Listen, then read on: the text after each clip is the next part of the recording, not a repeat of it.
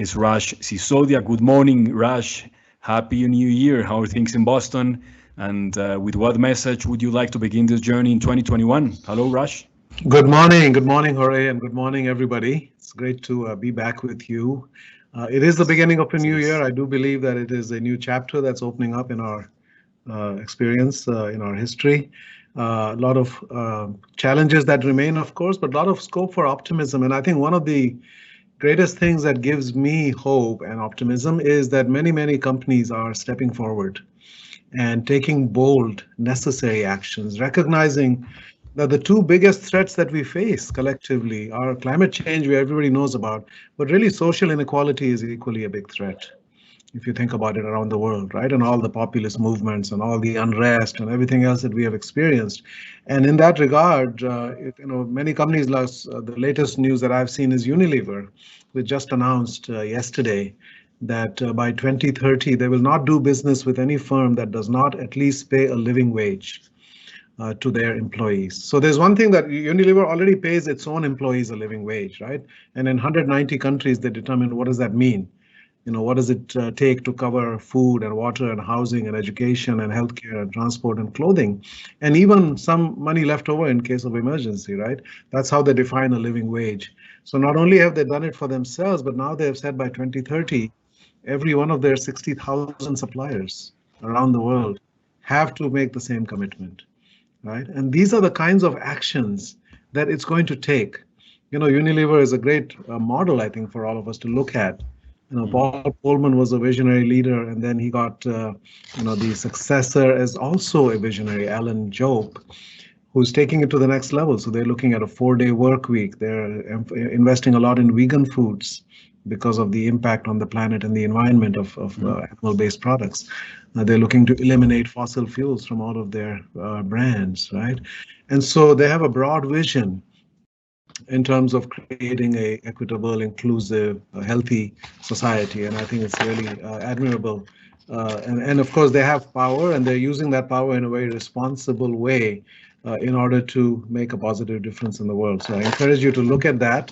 We will share that article about that with some more of the details. So again, very happy to be back with you on the second half of our journey together as we explore how we in business can in fact be lead actors in shaping a future that works for all of humanity and for all living beings on this planet. Thank you, Raj.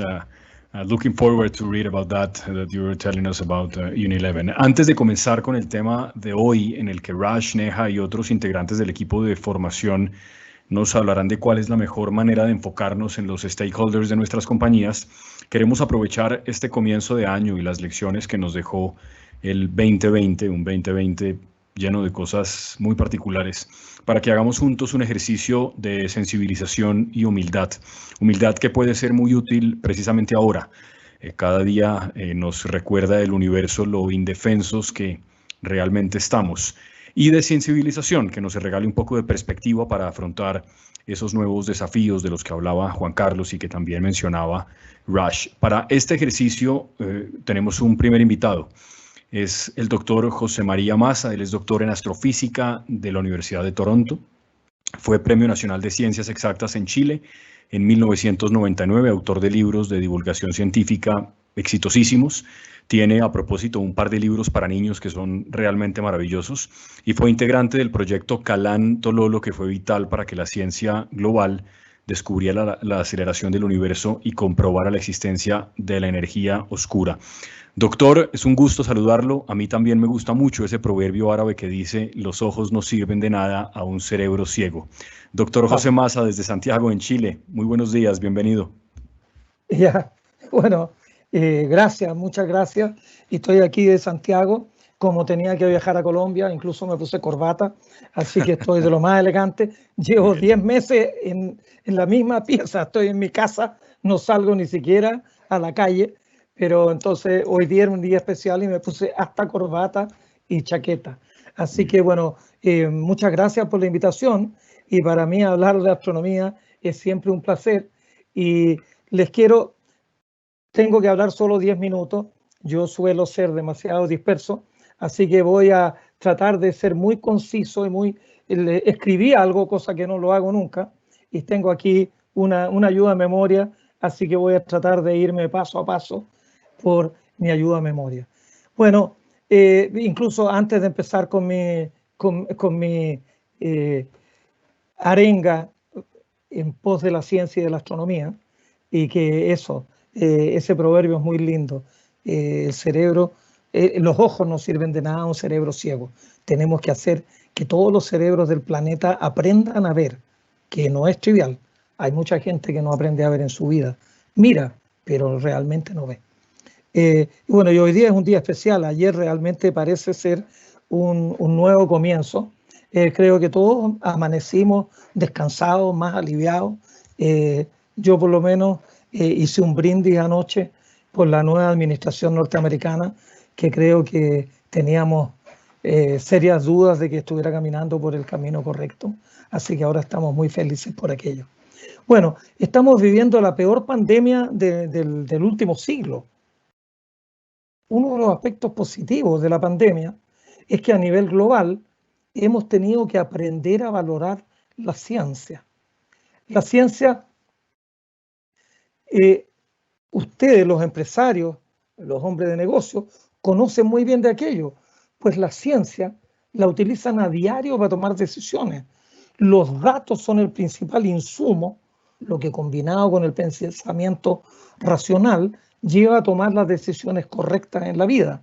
El método científico no es otra cosa que el pensamiento ordenado y racional.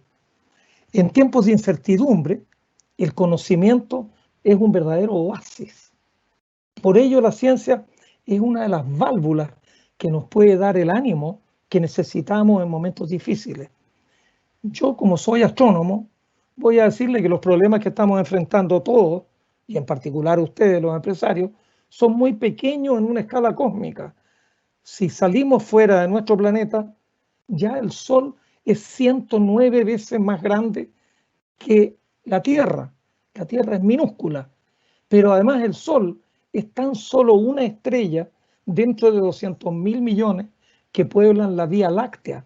Nosotros vivimos en una gran ciudad cósmica que es la Vía Láctea, y eso está compuesto por 200.000 millones de estrellas.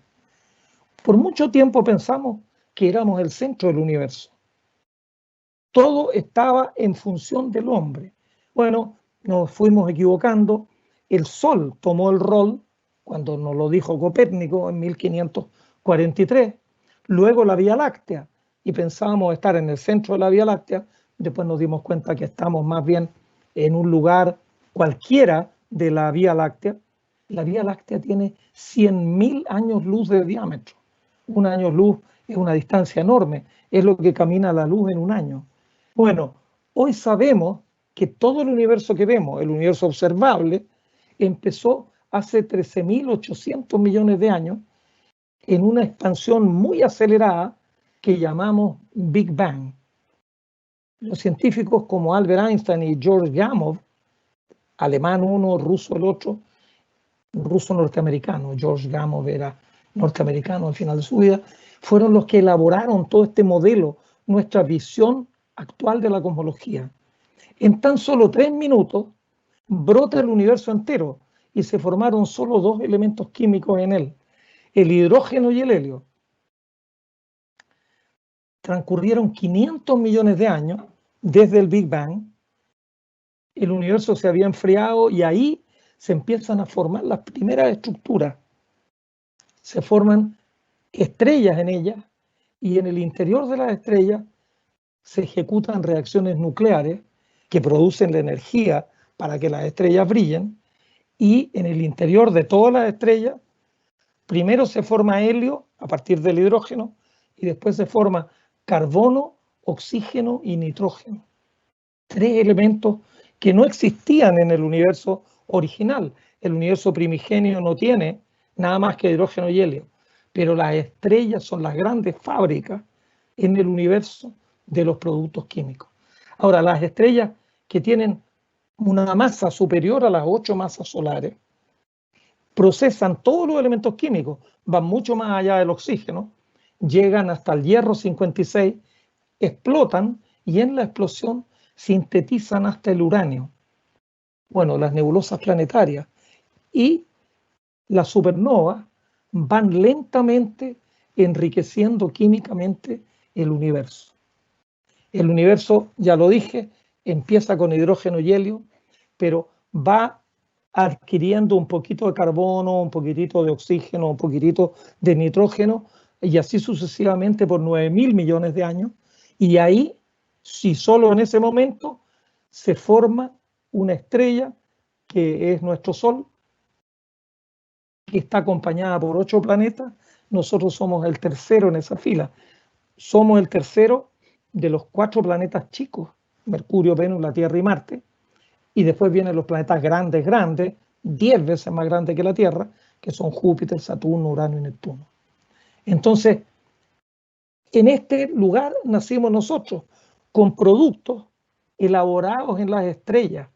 Las estrellas son nuestras madres, las que nos dieron los elementos químicos que forman la Tierra. En la Tierra, hace 3.500 millones de años, brota la vida, aparece la vida en la Tierra, y a partir de vida unicelular que nació en el agua, se fueron desarrollando y evolucionando. Y hoy día hay 9 millones de especies vivas en el planeta. Nosotros no somos los únicos que vivimos en el planeta. Hay 9 millones de especies que nos acompañan. Ahora, este es el único planeta que sabemos con certeza que tiene vida. Pero es posible que haya vida en muchos otros planetas. Hay 200.000 millones de estrellas en la Vía Láctea y en la galaxia en general, ya lo dije. Y hay a lo menos 100.000 millones de galaxias en el universo que podemos observar. Entonces, sería muy raro que este fuera el único planeta con vida, pero por ahora es el único en que estamos seguros de que hay vida. Y por eso es que es muy importante que nosotros y ustedes, los empresarios, hagan la sostenibilidad un modo de comportarse. Tenemos que cuidar el planeta. Desde hace 300 años, desde la Revolución Industrial, el hombre viene contaminando ríos, mares, lagos, la atmósfera. Ha llegado la hora de dejar de hacerlo. No podemos, el planeta se está haciendo cada vez más pequeño y la contaminación está llegando a un límite donde se están poniendo en peligro el desarrollo de la vida, no tan solo la vida nuestra, sino la vida de muchas otras especies que de alguna manera dependen de nuestra responsabilidad. Necesitamos procesos sostenibles con energías limpias. Necesitamos minimizar la huella de carbono de nuestros productos. El efecto invernadero, corremos el riesgo que de aquí a 30, 50 años, este planeta cambie radicalmente por el efecto invernadero que estamos nosotros causándole. Átomo a átomo, nosotros somos polvo de estrella. Las estrellas fueron las que nos dieron nuestros átomos. Y un recordatorio, nuestro cuerpo, un 65% de nuestro cuerpo es de oxígeno por peso. Si pesamos 100 kilos, 65 kilos de nuestro cuerpo serían de oxígeno, 18 de carbono, 10 de hidrógeno y 3 de nitrógeno. Estos 4 elementos maravillosos, el hidrógeno, que viene del Big Bang, el carbono, oxígeno y nitrógeno, constituyen el 96% de nuestro cuerpo. Y salvo el hidrógeno, todo lo demás lo hicieron las estrellas. Ahí estamos viendo una animación que la hice para un libro para niños, para que los niños entiendan que el 65%, eso rojo que vemos ahí, el 65% de nuestro cuerpo es oxígeno, 18% carbono, 10% hidrógeno, 3% nitrógeno y el resto, fósforo, calcio, potasio y hierro y algunas otras cositas, a lo más suman el 4%. Somos polvo de estrella. Todos somos literalmente extraterrestres y estamos profundamente conectados con el cosmos porque de allá venimos. Hay que preocuparse del medio ambiente, de la sostenibilidad de los procesos. Así, si hacemos esto, estamos preocupándonos de nuestro público de interés, incluso cuando las personas a lo mejor no lo comprendan plenamente y no estén conscientes de lo importante de las buenas prácticas. Esto tiene que ser una inyección de ánimo en estos duros tiempos para hacer las cosas bien como seres humanos, como empresarios, porque la Tierra, el Sol y el cosmos son una gran unidad.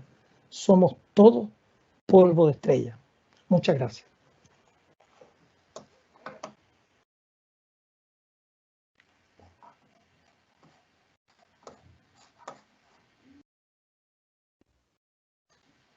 Profesor Massa, muchas gracias por acompañarnos el día de hoy, por estar con nosotros, por compartir con nosotros estos conocimientos que usted ha acumulado a lo largo de su vida y por recordarnos que hay un universo frente al cual hasta el más grande de la preocupación del universo pues parece insignificante.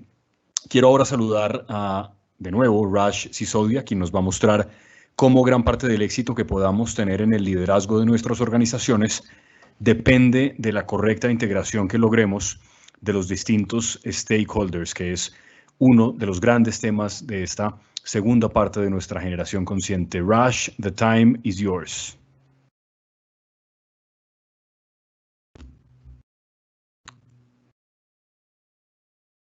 I think you have to unmute. Sorry, I was on a lag there because of the translation. Okay. Well, Thank you, Raj. that was incredible. Just puts everything into perspective, I think, for us, and for us to also recognize how interconnected and interdependent we all are. Let's see. Okay, can you hear me all right? Yes? Okay. So thank you, Professor. And now we're going to talk about stakeholder integration, which is our next topic here. So let me just pull up my presentation.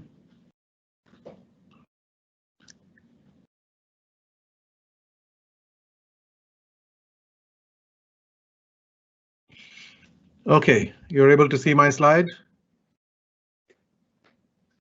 Okay. Yes. Okay. So we're going to be discussing now this very important and pretty large subject, which is that of how do we create value for all the stakeholders in our business, and how do we do that simultaneously, right? So that we break the idea of trade-off. So how do we act in a way in a business so that we recognize that everybody matters and that everybody needs to win in our system. If somebody is losing, if somebody is a victim, if somebody is being squeezed, that means we haven't really arrived at the ideal configuration, the ideal business model that we need to have. So the first question that arises is, why should we choose to have a stakeholder rather than a shareholder mindset? As we know, the default mindset, at least for the last about 50 years, has been the shareholder mindset, that the only purpose of business is to maximize shareholder value. Milton Friedman, we've talked about all of that. But the reality is that if you adopt a shareholder mindset, you actually create a lot less value. And that's one of the ironies of that. And this is a very good paper that's looked at the academic research, hundreds of studies that have been done on different aspects of the consequences of taking a shareholder focus. And the literature basically proves with compelling evidence that if you manage companies with an eye on the share price, right, maximizing the increase in the current stock price, it leads to negative consequences for all constituencies, for customers, for employees, for their families, for communities, for the environment, for society, and for shareholders. So the irony of this is that you are focused just on creating value for shareholders, but you're doing things as a result of that destroy your capacity to create value for anybody, including shareholders, and there are a lot of negative consequences on everybody else. So we just have to move on. I don't think there's a choice about being stakeholder oriented or not. And it's also not just a pragmatic issue. I think it's also a moral issue, and we should not shy away. In business, we say, well, we don't talk about ethics and we don't talk about morality. We just do what's the legal and what the right thing is. No, we have to actually operate with high levels of ethics and morality. And there's different kinds of justice that are involved, right? In a business organization, the idea of procedural justice. My opinion counts and my interests are considered. If I'm part of this entity, then I should have a voice. That I'm treated with respect and dignity and honesty, right? And that there's a fair allocation of value from the firm.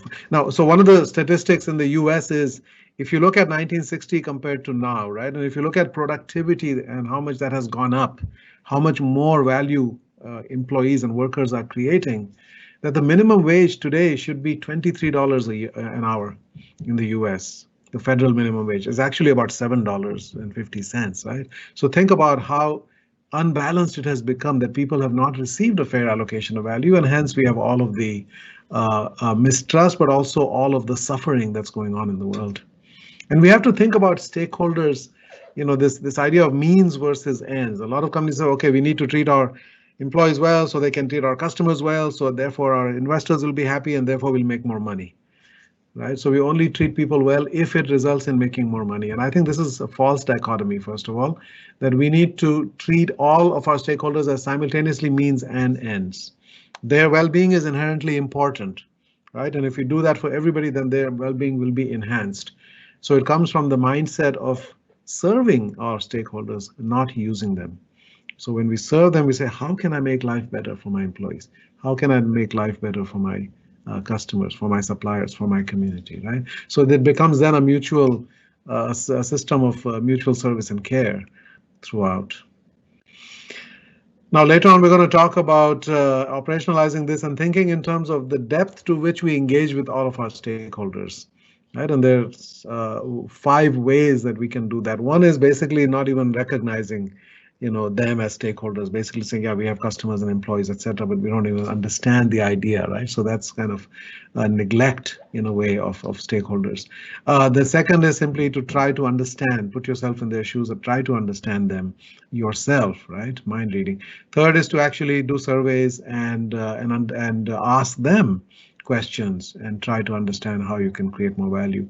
Fourth is to actually engage with them in an interactive dialogue. So you're not just a one-way communication, but it's actually a conversation. And the fifth and the highest level is co-creation. How do we work together to enhance value creation, right? And we will have different levels of engagement with different stakeholders. I don't recommend the lowest level for anybody, but with certain stakeholders, we're more likely to engage in co-creation than with others. But certainly we want to be on the right side of that. What happens when you don't operate in this way? What happens when you neglect or don't pay adequate attention? It's I would call a silent but deadly cost associated with that. There's a famous Sherlock Holmes mystery story in which I think it was called The Dog That Didn't Bark, right? So when you have the absence of evidence, that itself can speak volumes. In other words, some things that don't happen. So what happens when customers are unhappy? The data shows that 96% of those customers don't even complain. 91% of them leave and never come back. So you have no idea, right? You're looking at your customer base and the fact that people were unhappy and they left. And once they leave, so they haven't told you why they're unhappy, right? But they will tell 9 to 15 other people about their experience, right? So the consequences of that, you can just imagine if you're not paying attention to stakeholders, employees, right? All of them can have a negative impact on our future business. Now, when we spend resources that are dedicated to customers or dedicated to employees, etc., we have to understand how to do that in a way that really makes a difference, right? So how do we spend on employee wages? How do we spend on employee benefits? How do we spend on employee upgrading their skills and talents and enabling them to grow, rather than spending on employee turnover, right? That people are leaving, like some companies have in the retail sector, for example, the average turnover in the US is 130%. Right? So every 8 months people leave and we have to keep hiring. So we're spending a lot of money on employees, but a lot of it is simply on hiring and recruiting and training and so forth. Whereas if we actually spend it on the people themselves, it would make a difference. Same thing with customers. If we really looked after our customers and invested in them, we actually don't need to spend money on marketing. We don't need to spend money on advertising and coupons and all of the gimmicks of marketing, right?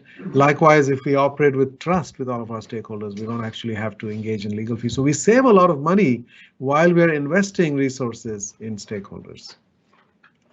Now, how do we identify our stakeholders?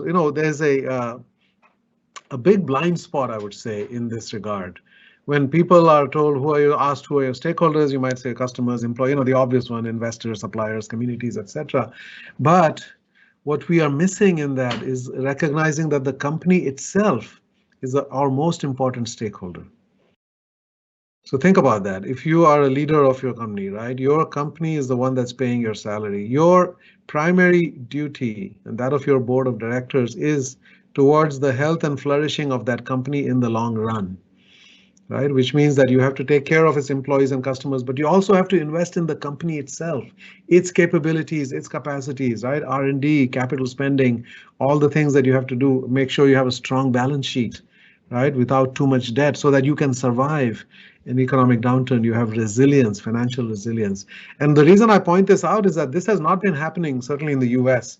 In the last 10, 15 years, we have a lot of companies that have become quite weak in terms of their balance sheets and in terms of their future readiness, because most profits, like 93% of profits in the last 12 to 15 years, have gone to share buybacks and dividends for public companies.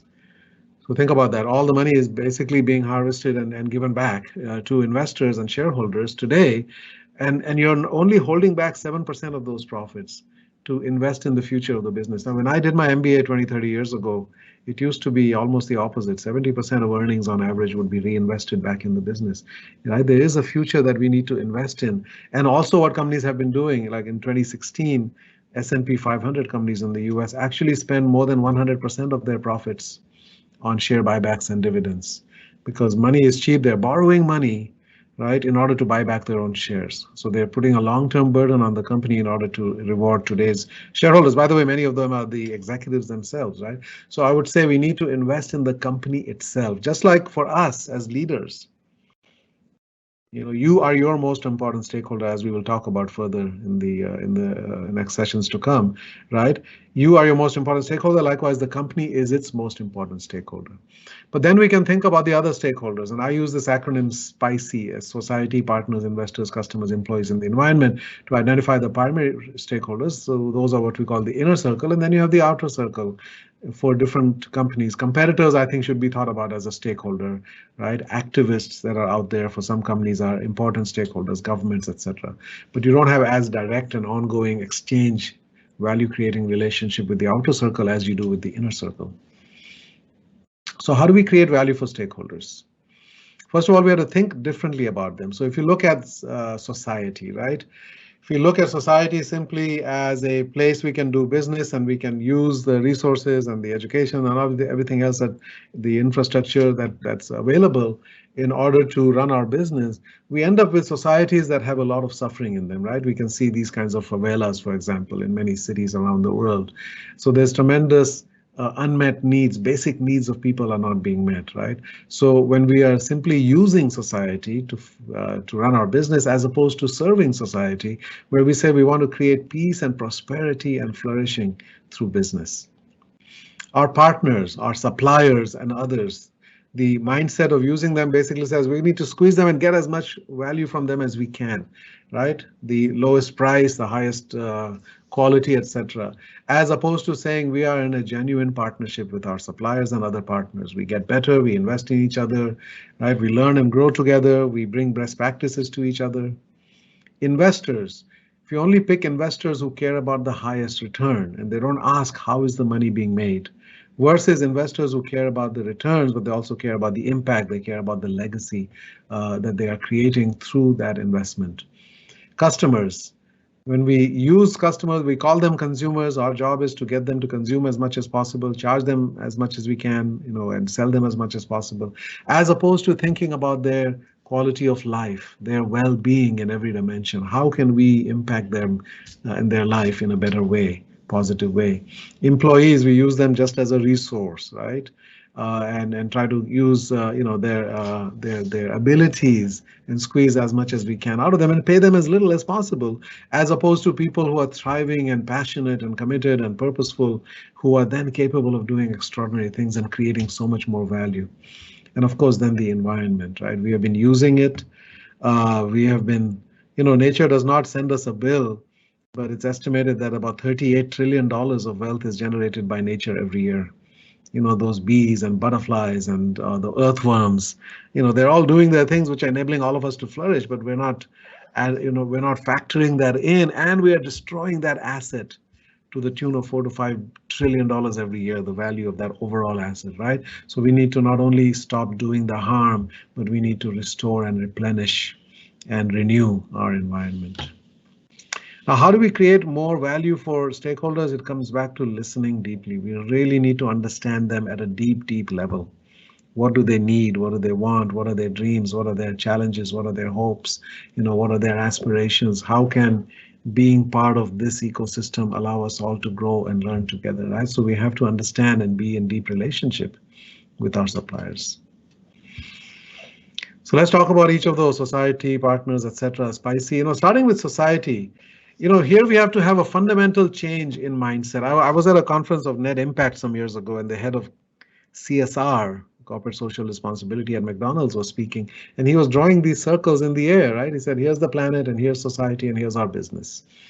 And he said the overlap, for us, CSR department is on the 4th floor, and they take care of our connection to society. And our sustainability department is on the 6th floor, and they take care of our connection to the planet. That means the rest of us can keep doing our business and maximize sales and profits, right? And I said, well, isn't it a fact that this is our planet, and this is human society, completely closed within the planet, and this is our business, which is part of human society? The overlap is 100%. Everything that we're doing is done in the context of society and the planet.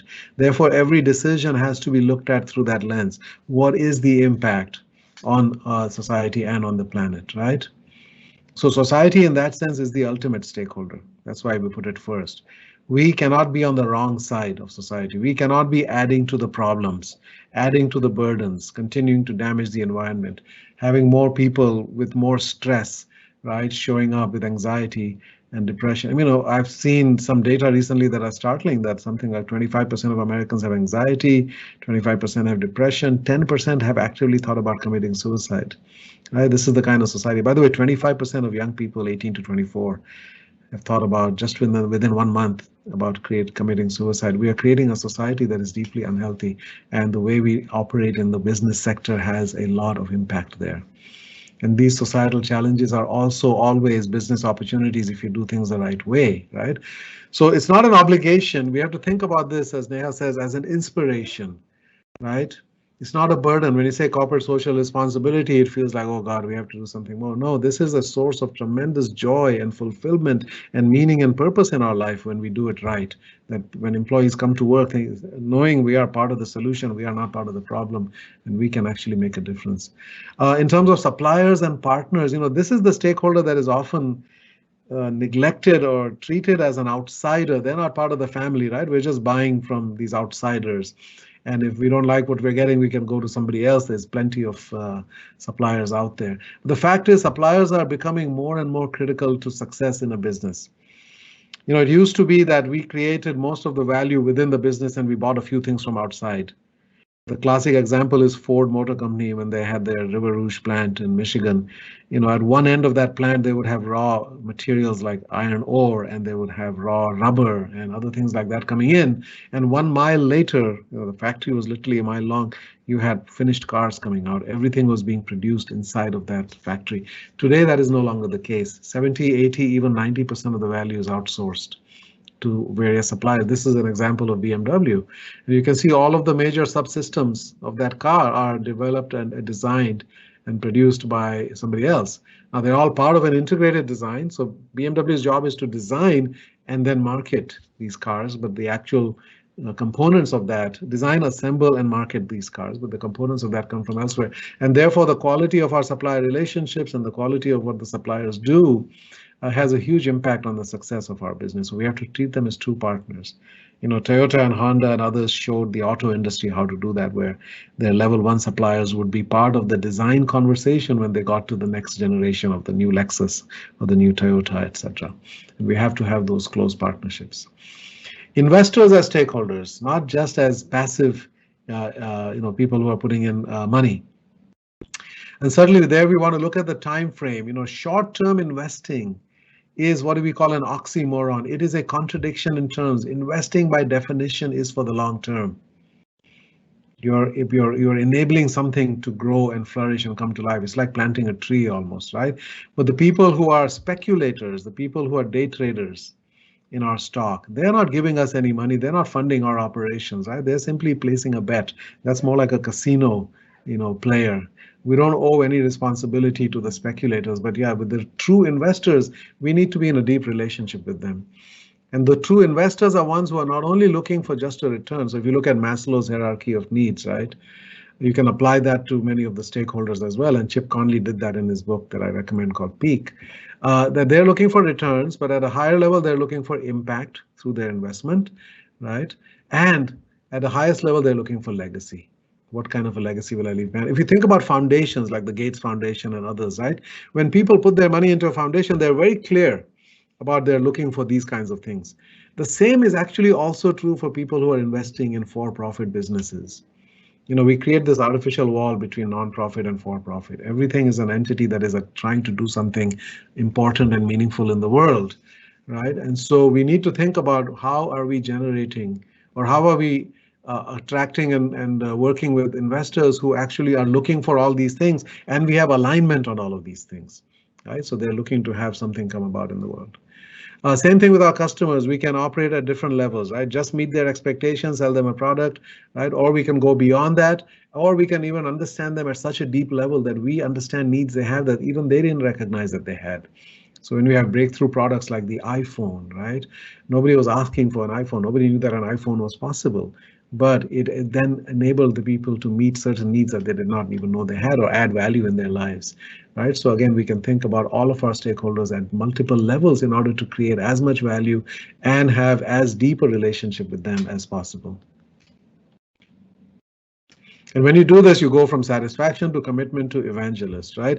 Customers become your salespeople. They become your marketers. You don't need to invest in marketing because happy customers are telling others, right? And that becomes a self-sustaining virtuous cycle that we get into. And this is most powerful with employees, right? So there are again 3 levels. My job is just there because I need money to pay the bills, or I have a career. I'm going to actually, strive to rise up the corporate ladder and not only have more income, but more responsibility and more recognition. I'm going to satisfy my needs at a higher level. But we can go beyond that to say my work is a calling to me. That if I win the lottery on Friday, I will come back to work on Monday because my job has meaning beyond the paycheck. Right? So that again leads to not just base motivation, what we call hygiene factors in business, but loyalty, and then ultimately people who are inspired, they are on fire doing incredible things, right? So again, we want to include all of these things. It's not enough just to have a calling and meaning. You also need to make sure it's a good career and it's a good job, right? So we're paying people a good wage, they can look after their family, and they have the ability to grow and evolve in that trajectory. And of course, they're operating with meaning and purpose. And these things do go together. So this is some classic academic research. Often academic research simply proves that we already know to be true, right, with common sense. So all this is saying is that if you focus on your employees to start with, right, if you focus on the internal service quality, as they called it, the job design, how we select people, how we develop and grow them, how we reward them, recognize them, right, and equip them with skills, that will lead to satisfaction for the employees. That will then lead to retention. People won't leave, so they will get a more experience and become better at their job and have higher productivity, which will then translate into external service value, exceptional service for clients, right, which will differentiate us from competitors. Our clients are happy, right, and therefore we have loyalty, retention, repeat business, and referrals from our clients, which will then lead to revenue and profits, right? So again, this is simply pointing out the interconnectedness between 2 stakeholders, between employees and 3 actually, employees, customers, and investors. You can see how this chain works, but actually all of them are connected, right? So we have to start thinking more deeply about value creation. Because as we talked about earlier on in this program, right, businesses create, but we also can destroy wealth, right? So we have, of course, economic wealth or financial wealth, right? But we also have intellectual capital. So for the company, it's the R&D, innovation, patents, new technologies. For individuals, it's the growth, right? That our people can grow and evolve in their own skill set and their knowledge base over time. It's the social dimension, the social capital, amount of trust and cohesion, the sense of connection with within a community at work, It's emotional well-being, operating from love and care, not fear and stress. It's spiritual well-being, having meaning and purpose through our connection to this business and to this work. It's the impact on the culture in our communities and our society, right? When we spend money on marketing, when we put out messages, that impacts how people think about what is a good life. We can also create things that are, positive contributors to having a rich cultural life. The impact on our bodies and the impact on the environment. So these are, and there could be more, right? These are 8 dimensions of ways in which we create, but we can also destroy these things. Right? We can destroy people's peace of mind. We can destroy people's physical health and well-being. And certainly in the last financial crisis in 2008, we destroyed $38 trillion worth of financial wealth, right? But for the most part, businesses can create positive impacts in all of these areas if we do it right. And so now if we start to think about our stakeholders, you can think about so much opportunity to create value, right? So if you just look at these 6 primary stakeholders we talked about and these 8 dimensions, that's 48 possibilities right there. I'm not saying that all of those are possible every time for every one of the stakeholders, but it certainly gives you a way to think about and brainstorm that what more can we be doing? This is a never-ending search for further and further, deeper and richer and more meaningful value creation. Right. So again, when we go into our breakouts and start thinking about how to apply all of these ideas, this is one of the tools that you will have. And ultimately, we want to create stakeholder synergy, which is to come up with actions that not only benefit one stakeholder, but they actually benefit 2 or more stakeholders at the same time. Right. And that's ultimately the goal, right? So we can do things for each stakeholder one by one, but we also need to think about how do we think about them together. Right? And how do we create value for them together? And one of the ways that we can align different stakeholders together, a simple way, is to think about how we price and how we actually compensate, how we pay our employees. How do we price our products to our customers and how do we pay our suppliers? So if we can come up with pricing mechanisms that actually connect what we pay to our suppliers with the amount of value that we are receiving. And likewise, if we create pricing mechanisms so our customers pay us more if we create more value for them, and they pay us less if we create less value for them, that immediately aligns us with our customers, immediately aligns us with our investors. So we will do things that are going to create more value for our suppliers and our customers, and that will benefit us. Likewise, our suppliers will do things that will create more value for us, right? So there are things like metered pricing, there are things like performance-based pricing, there's many other mechanisms, creative mechanisms that are used that actually align interests together, right? So you can do that with suppliers and with customers. And then with employees, we need to connect employee pay with the well-being of other stakeholders, certainly of customers, right? And investors. So if we have employee ownership of stock, for example, that aligns your employees with your investors. So they're going to do things that are going to be good for investors, right? And likewise, a compensation for them should be based upon customer data as well. And increasingly for senior executives, and we'll hear from Ramon Mendiola next time in our session, where their compensation for senior people is 50% of it is actually based upon non-financial things. Environmental, social, governance, cultural, those kinds of measures, right? So that way you start to align all of these things together. So there's some basic mechanisms that we can use. And as leaders of the business, we need to be thinking about creating value for all stakeholders. We tend to use that discipline of thinking about creating value primarily with customers, right? How can we create more and more value for our customers? But we should also be paying attention to our other stakeholders with the same mindset. What can we do to create more value for employees, right? And of course, be in dialogue with them, conversation with them, understand them, and you'll understand, and do that with suppliers, do that with communities, with everybody, right? Look for opportunities to create value, because that's ultimately what business is. Business is about coming together and creating as much value as possible. Now, inevitably, when we're dealing with so many different entities, there will be conflict, and many people tend to view that as a bad thing, right?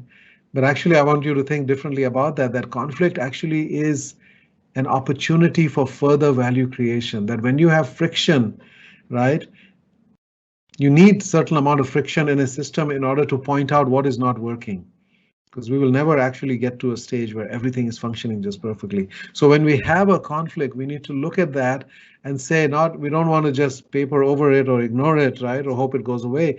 We need to lean into it and say, wow, why is this? This means that there's a trade-off happening in our business somewhere where somebody is losing and somebody is winning, right?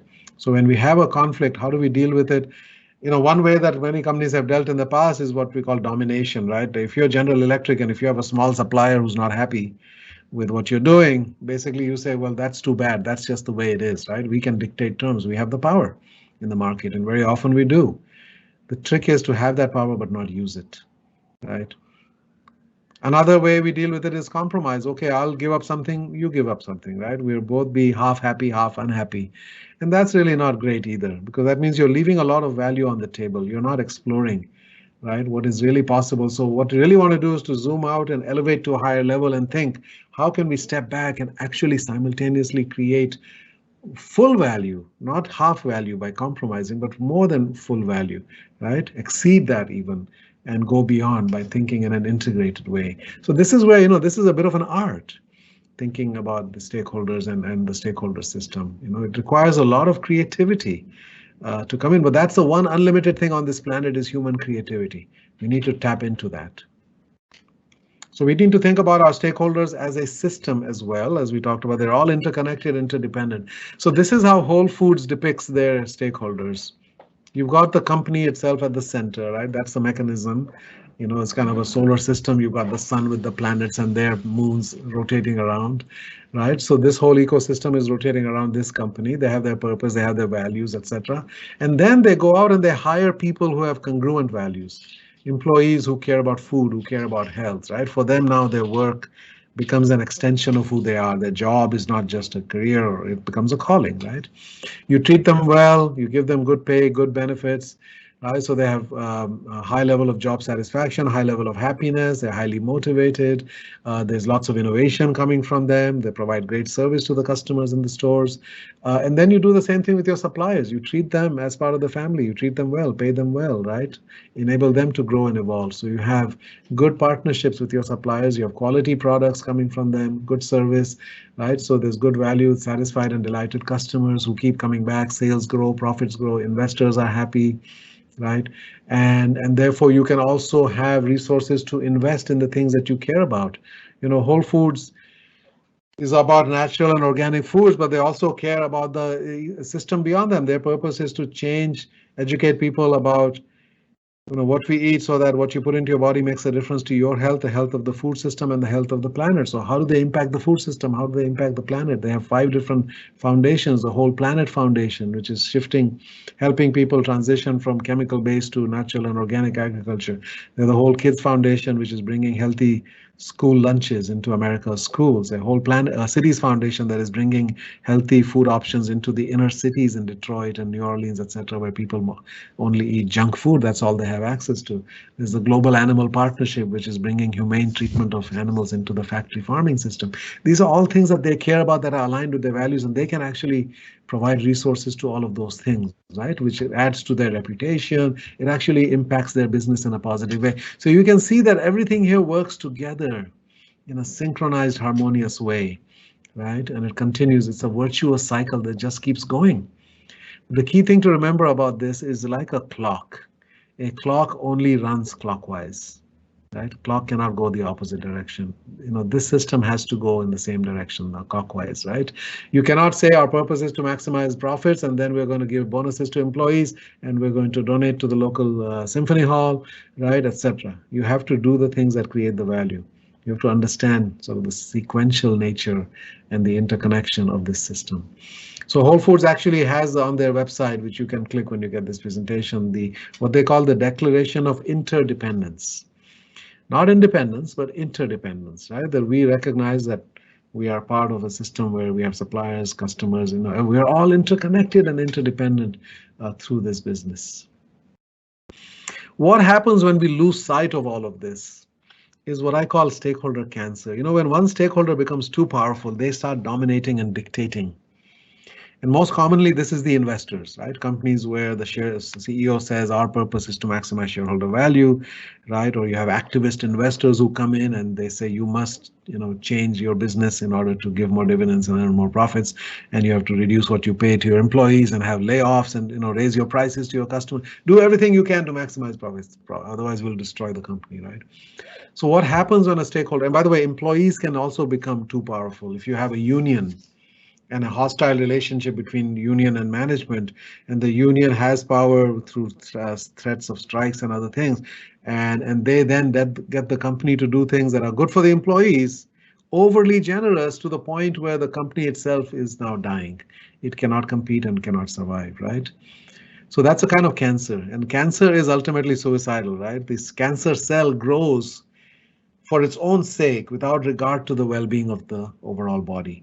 And ultimately, it kills the body, and therefore itself, it dies, right? So stakeholder cancer likewise is suicidal, and we need to make sure that we don't have a part of the system that is growing out of control without regard to the rest of it.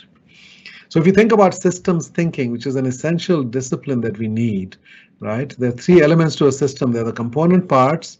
So in a watch, it would all be the little, the pieces, the gears, etc. And then there are the interconnections, how it all fits together. And then there's the purpose.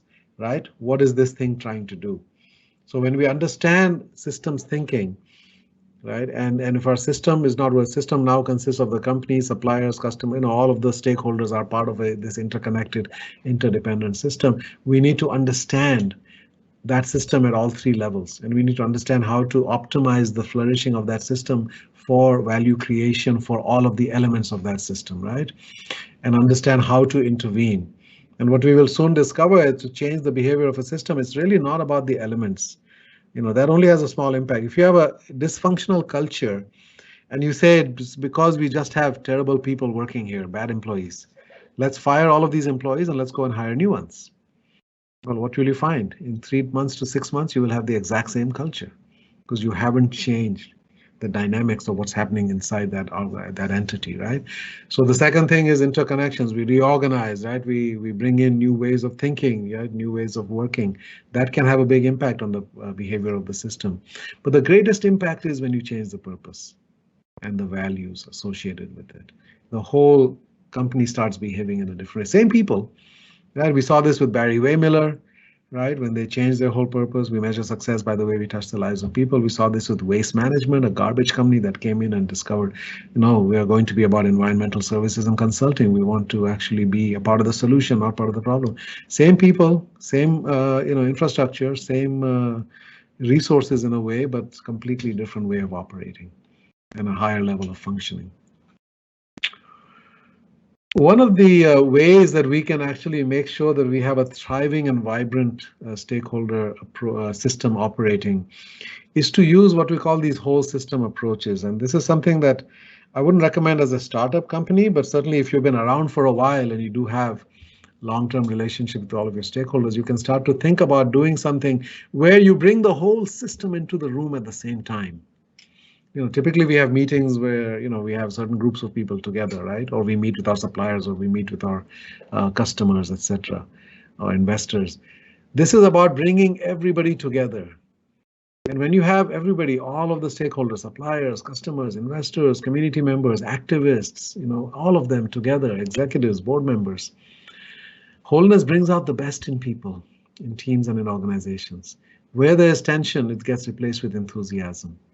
Where there's cynicism, we have collaboration. Where there's apathy, we have inspired action. And there's a lot of experience. I've been part of some of these exercises. When the whole system is in the room, you actually build a lot of trust because there's no fear of what some people somewhere are talking about and making decisions that might harm you, right? It gets everybody to see the greater purpose, not just their own. It's like that old story about the 6 blind men touching an elephant, right? And somebody says it feels like this, somebody said it feels like this, but actually nobody's able to see the whole picture. When the whole system is together, you see the whole picture and you connect to that purpose. And you recognize your interconnection and interdependence. We really do need each other, right? It creates that sense of community and belonging, right? The tribal instinct within us. And then when we come up with decisions that we make coming out of that process, we have immediate credibility and buy-in. People don't have to be convinced or sold on what we have come up with, right? And we go from I to we.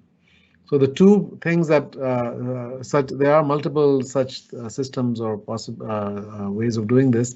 The two that I know about and that I recommend are Future Search. Whole Foods has done about 6 of these. They do one every 5 years, and it's about dreaming about the future. Let's dream and build the future together.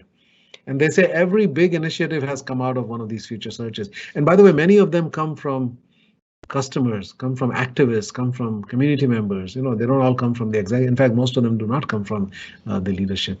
The other one is what's called appreciative inquiry. That's another such approach where it goes through these 5 Ds, right? Discover, dream, design, destiny. And again, these are very, very powerful. I've been proud of 2 of these with 2 different companies. And at the end of that, you get some tremendously exciting ideas that everybody is part of designing and committing to, and then we implement those and we come back the next time and build upon that. So when you do all of this, you end up with a state of what I call stakeholder solidarity. We are all in this together, right? We are one big family here. It's like an extended family, not just your nuclear family. Everybody acts as an owner, right? Other than saying, I wearing a different hat, like I'm a customer, I'm an investor, I only look at this company in that narrow way. Everybody is now wearing the t-shirt. Everybody feels proud to be associated with this company.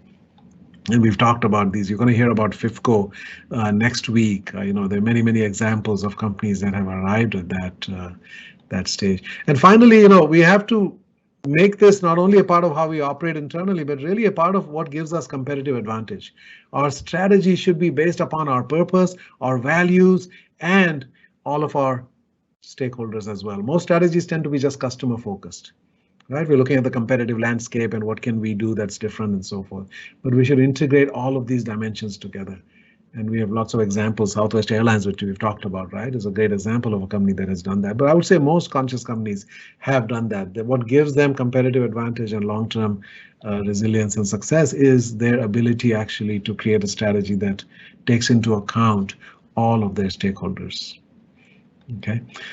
And again, I think we've talked a lot about that, but this is an example of a company that has done that, and they've thought about what their strategy means for every one of their stakeholders. And then when you get this, you can click on this link to see a video of a company in the Boston area called Market Basket, which actually they had a family dispute and they tried to fire the CEO. And there was literally the employees and the customers all went on strike saying, no, bring back that leader. This is the leader that was paying our people much better and providing much better prices to our customers. And he was really beloved. Why? Because he thought about all of their stakeholders. Okay, I'm going to stop here and stop sharing.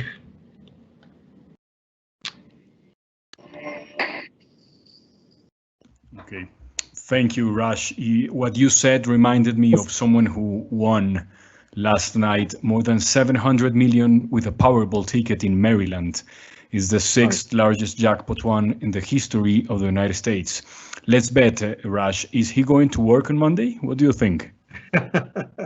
Depends where he was working before, right? I mean, as I said, a lot of people work very hard and they don't need to work, right? Because they're doing something that has meaning and purpose, right? So we're the only creature that does that. We work even when we don't have to. Why? Because we are motivated by higher things. But ideally, that's how it should be. Yeah. Okay. Thank you, Raj, for the presentation. Como nos anticipó Raj en su presentación, es importante que veamos aplicaciones prácticas de estas ideas. Como presidenta de Amex, de American Express, por más de una década durante la crisis muy compleja para el mundo, no solo para Estados Unidos, del 2008, y después de ella, Susan Sobbott tomó muchas decisiones que afectaron a sus accionistas en todo el mundo. Ella, a continuación, va a compartir con nosotros algunos ejemplos de esas decisiones y lo que aprendió de tomar decisiones en momentos realmente complejos. Basada en esas lecciones, Susan y Neha nos van a guiar a través de un marco práctico construido para que tengamos un acercamiento sólido a la integración de nuestros stakeholders. So Neha, good morning. Thank you for being with us again. I think you want to say something about Susan before she starts sharing their thoughts about all these we're talking about. Hello, Neha, how are you? Welcome back. Hello, thank you, and Happy New Year to everyone.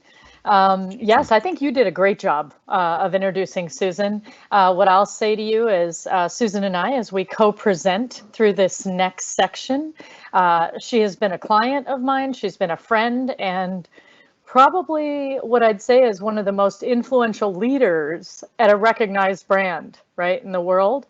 So not only as a board member for public, private, and venture-backed firms, but it's really about how powerful she was as a purpose-driven leader and the loyal followership that I watched inside American Express, in addition to her ability to cultivate very unlikely stakeholder relationships that had us want her to be the person speaking about this today. So we find ourselves in a global crisis today, multiple crises at once, really. Economic, societal, physical, uncertainty. And Susan, I'd like to give you the floor right now. We'll both do this together, but I'd like you to share your experiences, a few of your experiences at American Express, where you think maybe we can glean some learning from those experiences and maybe apply them to the crises we're in today. Of course. Well, thank you so much for having me. It's an honor to be here. And so I'll ask you to think back to September of 2008. Yes, we'll learn from this past crisis, which in fact pales in comparison to what we're dealing with today, to see what we can learn. So back in 2008, if you remember, the US stock market had slid almost 800 points, the largest drop in history to that date. At that time, I was leading the part of American Express that serves small businesses and family-owned businesses. It was called Open, and we were the credit card division for small businesses. We were so proud of the growth that we had driven in new loans from small businesses in the prior year. We had grown over 30%. Now, this is exactly what you do not want to do when you are on the precipice of a credit crisis. Now, some of our small business customers began to default, and we were afraid what would become of us if our 7 million small business customers did not repay the loans that we had given to them. After 150 years, American Express was literally on the verge of going under. We were a big business in American Express, and we were contributing even bigger losses. I was faced with a decision.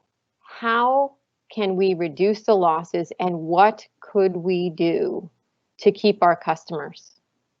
Now, this was one of the most complex stakeholder integrations I had ever dealt with. So let's talk a little bit about each of those stakeholders. So first was my risk management team. The risk management team was an internal team who underwrote our customers. They were measured exclusively on the rate of defaults that we were experiencing. As you might imagine, they were in a panic. They told me, we've got to cut off credit lines. We can't tell our customers in advance because then they'll take the full line and then not pay us back. So, of course, what they were afraid of was that our customers would take on more debt than they could repay. And so before I knew it, the risk management team had cut the credit limits of hundreds of thousands of customers. Interestingly, most of whom were still paying on time. Now, many of the customers we had at American Express were long tenured. They had been with us for 10, 20 years. And the vast majority of all of our customers were current and paying on time, as I said. Neha, we can see the presentation. Could you share it again, please?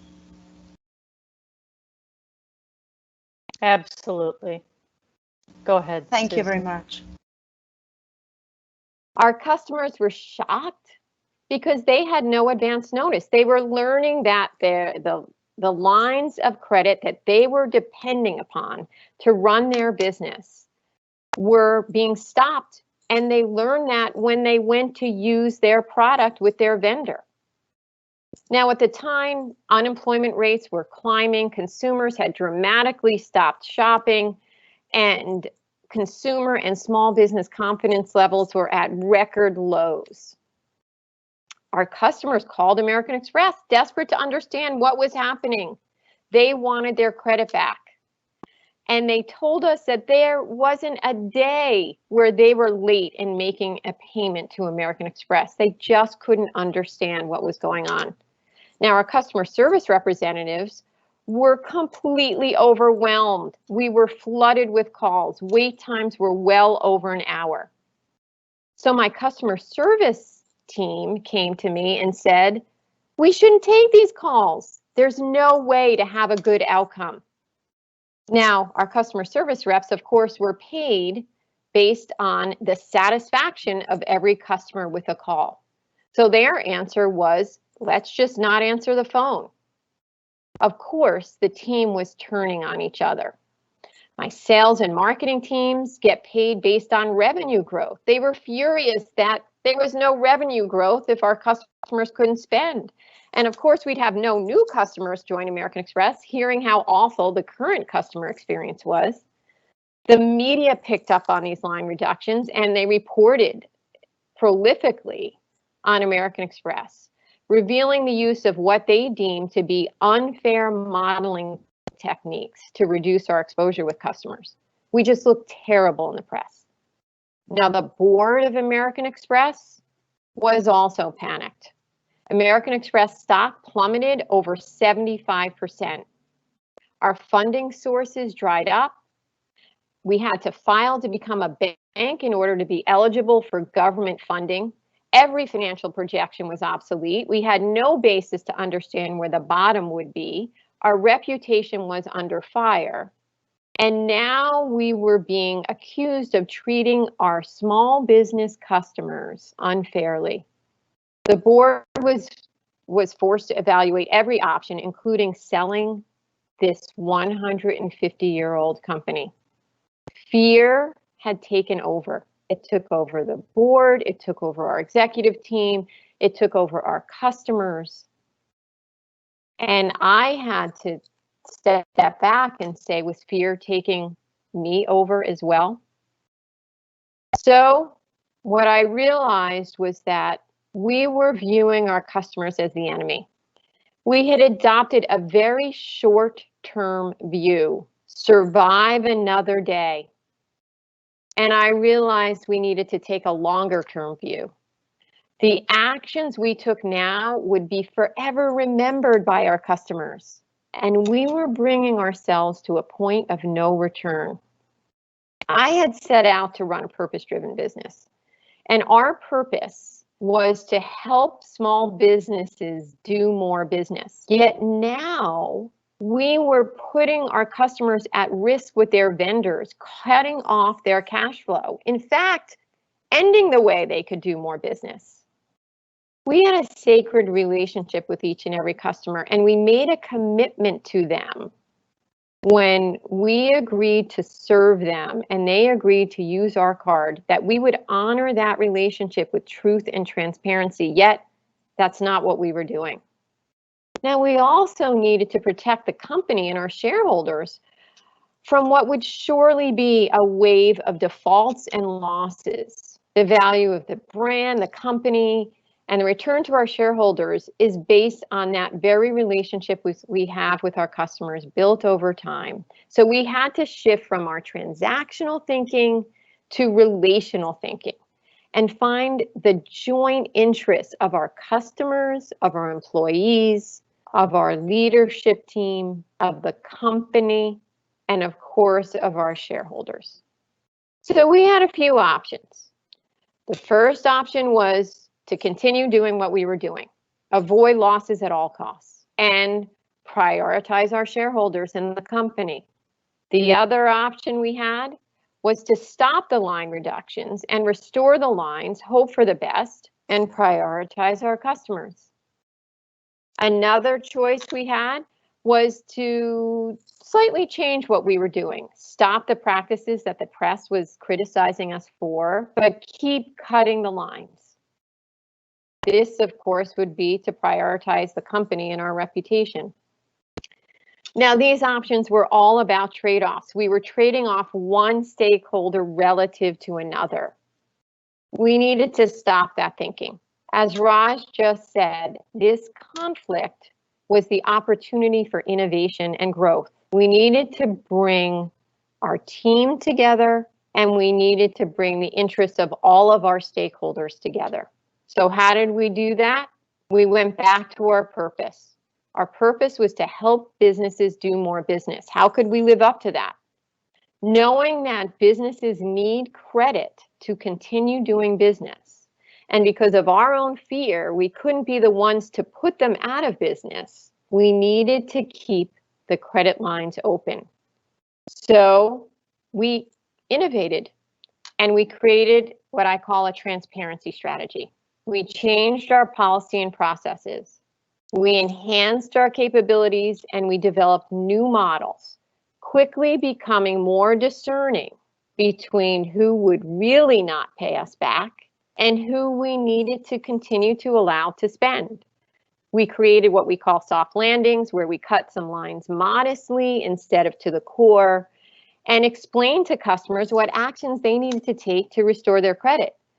We called customers ahead of changing their relationship with us. We staffed our customer service teams adequately, and we trained them on how to deal with high conflict calls. We created an appeals process to allow our customers to be heard and gave them options as to what they could do so we could say yes.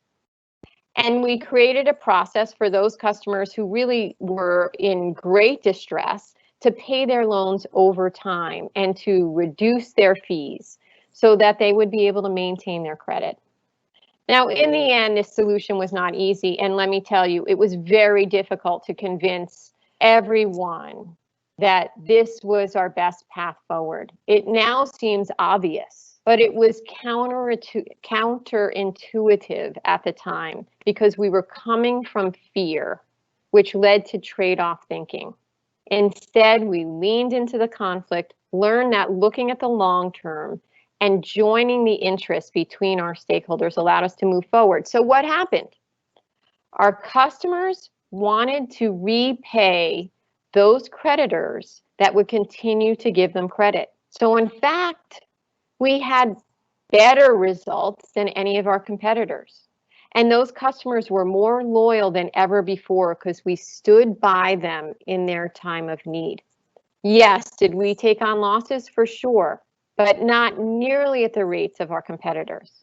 Our employees were empowered to uphold the values of the brand that they were so proud to serve. We innovated. Our risk management team suddenly became leading edge in the industry by innovating with new criteria. And ultimately, American Express was the fastest financial institution to recover in the credit crisis, experiencing the lowest losses in this segment among all of its competitors and the first to return to growth. So let's step back, and Neha, I'll ask you to join me, and let's talk about stakeholder engagement. Neha, I think you have to unmute. Neha, please. Sure, thank you. Yeah, okay, yeah. So can we please go back one slide to stakeholder engagement.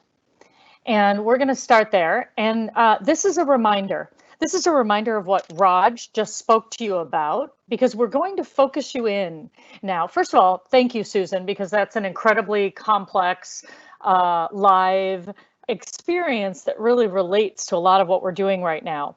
What we're going to move into is highlighting the pieces of Raj's keynote that are going to be essential for you all now to start working with a tool that we've created to help you think through your stakeholder engagement. So if you recall, Raj talked about you could be at level 1, which is, what is a stakeholder? The only people I know about are my investors, right? Or are you at stage 2, level 2 with some of them, where all the executives are sitting in a room and thinking to themselves things like, well, why wouldn't a customer love this new innovation? Or, I'm sure our employees would be thrilled by this benefit. That's mind reading. It's where you are coming up with the ideas, but they're all in your own head. So the executive team is sitting around talking about this, but they haven't actually engaged with the actual stakeholders. Next is level 3, which is you are now engaging with them in a way of surveying them. So it's one step better because you're actually getting their input, but usually the only people that reply to these surveys are the ones that are very excited or the ones who have been really disappointed. So in level 3, you may be missing the feedback from some of your employees, your customers, who maybe aren't extremely passionate on one side or the other. Level 4 of stakeholder engagement is about discussion and feedback. Now in real time, you've brought a sample of them and you're able to engage with them in real time. This is a much more valuable way to gain stakeholder engagement. And you can also see not just their words on a survey or their score that you received. You can actually pick up much more information because of their body language, tone, words, their silence, how engaged are they in giving you this? And lastly, co-creation, which is the engagement where literally the stakeholders have a say in whether things move forward. They have veto power. They're giving you thoughts, ideas, and they actually have equal power in saying whether something's going to work or not. Now, Susan, you want to talk a little bit about this high level, the discussion and feedback and co-creation versus surveys, because I know you've used all of these with your stakeholders. Sure, absolutely. I mean, certainly we all use market research extensively to really understand different trends within the audiences that we're trying to serve. Importantly, though, getting the full view of communication from a customer or a partner really enhances that communication. Neha has taught me that communication has so much to do with tone and body language, and really just that energy that you feel from the other party. So having discussion and feedback really enriches your understanding of what's happening and is critical in making decisions. Great. So now as we move on to value creation, I was thinking, Raj spoke about 8 different types of value creation. Let's go to the next slide and we'll build it slowly. Where Raj gave you 8, Susan and I added a few here. And let's start with the first one, which is financial, I mean. And as we do that, Susan, this is the most obvious type of value creation, right, that everybody would enjoy. But there's ways that you have figured out to put these together. Like if we added financial and let's say physical together, which is the next level, how would you think through potentially doing that, giving people physical value? There's many examples. If you think about some brands that actually present a store within another store, like Sephora, that actually puts a store inside of a Target store, that's a physical value that gives them additional distribution for their products and services. So both financial benefits as well as physical benefits. And then we can move on. There's a whole range of other value creation that Raj has talked about, from emotional to social to cultural. Think about cultural in terms of in the US, there is a movement called Black Lives Matter, which I'm sure you have seen so much in the news about. The fact that CEOs are weighing in on this topic is another way to create value for their employees, for their customers, and for their partners by taking a stand on something that is as important as that in culture. Great. And, when I think of, let's say on the left-hand side here, intellectual creation of value, let's talk a little bit about how a vaccine for COVID right, needed to be kind of a combination of companies, partnerships, and value creation. How would you describe that? Yeah, for sure. Some of the very large pharmaceutical companies were partnering with small biotechnology companies and, in fact, the government with funding and a change in the regulatory process in order to develop a vaccine. So value was created for all of those parties, and ultimately value was created for both society and the companies themselves in order to accelerate the development of that vaccine. So and I might also go ahead. I was just going to add on brand and reputation.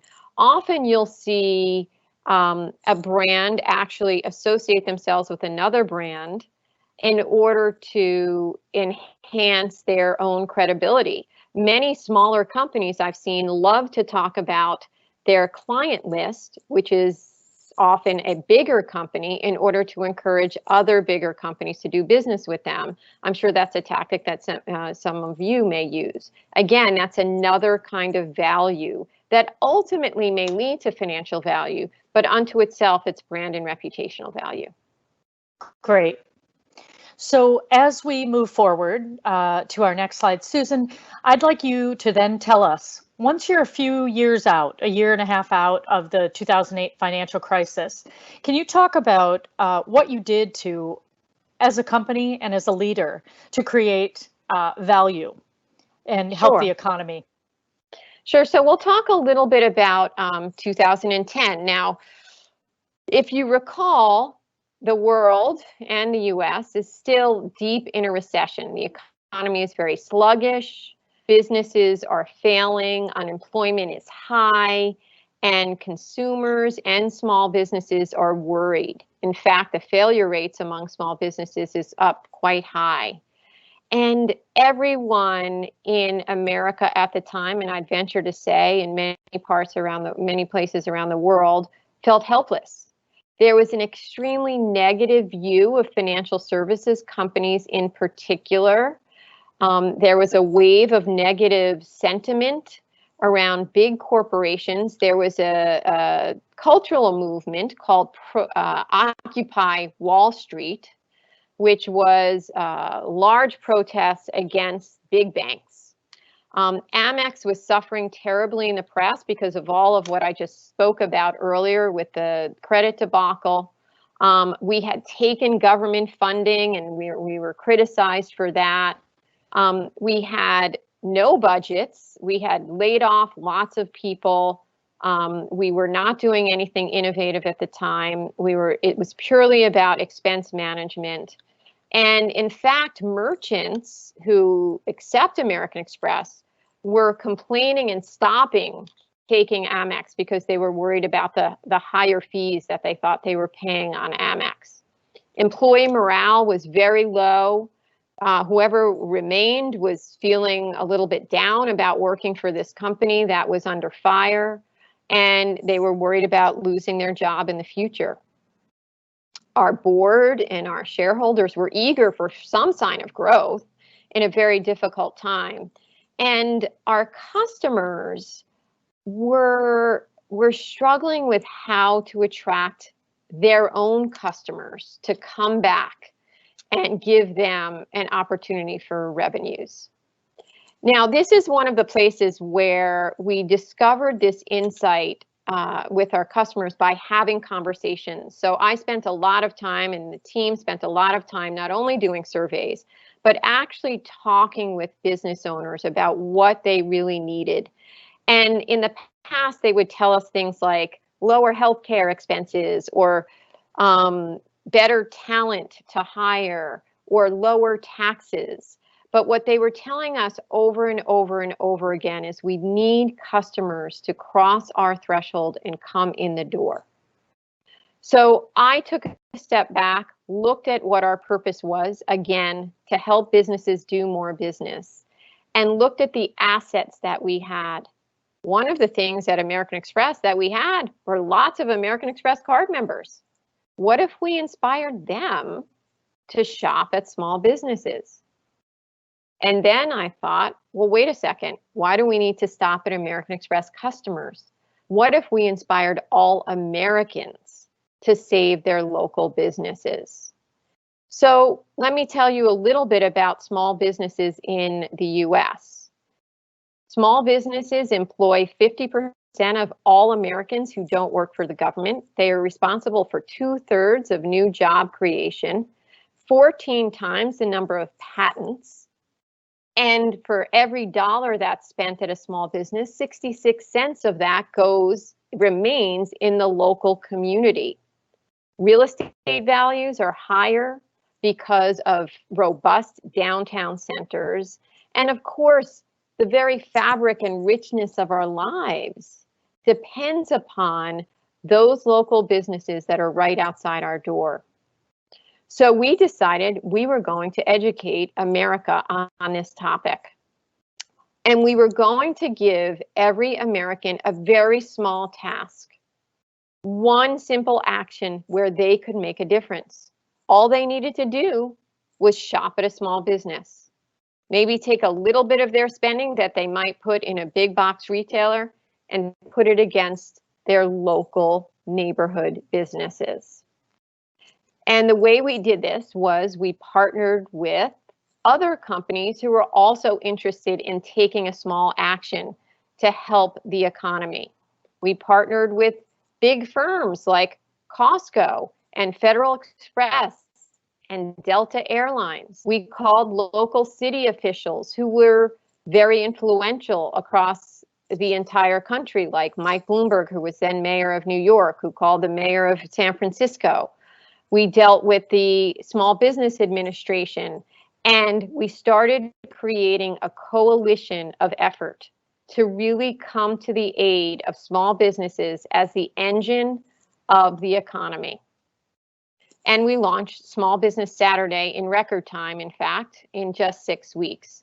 And what that did was it actually allowed us to innovate. At the time, social media was just emerging, and we became very facile and, in fact, worked with Facebook to innovate, to really communicate this program, since we had very little budget, and do it on a shoestring budget with Facebook.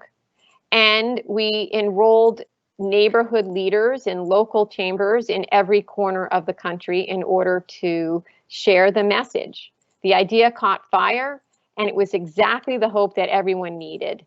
And the press actually did most of the work. The number of earned impressions, that is, impressions from PR that we did not pay for, surpassed any program by any company ever and since. And this program spread globally, in fact, is now in about 11 different countries around the world, of course, not on the same day. And it just celebrated its 10th anniversary this past Small Business Saturday. So what I will say is that you come to the right answer when all of the stakeholders find a way to contribute and the synergies between them become obvious. Wow. So that's beautiful. It's such a great example, and it kind of has me thinking about right now in our world. And it's time to get the, COVID really under control. And a lot of people have been suffering the whole year. And I love how you combined the financial capital with the community, the social aspect, the local community piece of it, and really made it simple for everybody. So Susan, I'd like to now take this group through some of the tools we use to have you think in this way. And so as we move to the next slide, let's kind of talk through this, and I'd love you to do it with me. What we're going to do, as soon as we're done with this showing you all the kind of like what's in your handouts, just walking through that, is we're all going to go into a small group experience next, where you're going to get to share your experiences about stakeholders and ask and explore a few questions, share best practices with each other. This is going to be a really engaging small group. So can you go ahead and show them the 5 questions here that they will be using in their small group? So we're going to start with, where are you most challenged in your stakeholder relationships? right? Where do you find conflicts? And where are the joint interests? It's exactly what Raj mentioned earlier, and it's what Susan has depicted for you now. When you engage with your stakeholders and there's a conflict or there's something they want and you don't know how to provide it, that in fact is not something to shy away from. That's where the secret lies. That's where the joint interests are. That's where the answer and solution to your problem is. So we want you to lean into conflict with joy and anticipation for what it might bring you. So we'll talk a little bit about the conflicts there and the joint interests. And then you're going to have a discussion where you all will get to share your best strategies for value creation for each of your stakeholders. What have you been doing? Because we know you all have incredible strategies as well. Share them with your group, as well as what are your best strategies to deepen relationships with those stakeholders. So I think instead of showing them the actual handouts, we'll run through that as soon as they come back. Right now, let's have them focus and stay in the story that you were in with them. The other thing I want to make sure you know is you'll have new small groups today. So prior to these questions, your small group leaders will just ask you to introduce yourselves as well, because this is a new group of people that you'll be with and potentially a new small group leader as well. So we'll see you back shortly. And afterwards, we will run through a tool and show you what's already in your workbook of a way you can systematically go through this like Susan does so naturally. And can I just ask you if this slide is going to be? So what Samuel will be doing is he will be posting these questions. Samuel will be posting these questions in the chat. So the entire small groups will get a copy of these questions in your chat. Guys, right now you can take a quick picture with your phone if you'd like to have it right on your phone for easy access, but it will also go into the chat for each small breakout. And the way that you will go into your small groups is you will automatically be put there as well. That'll be happening next.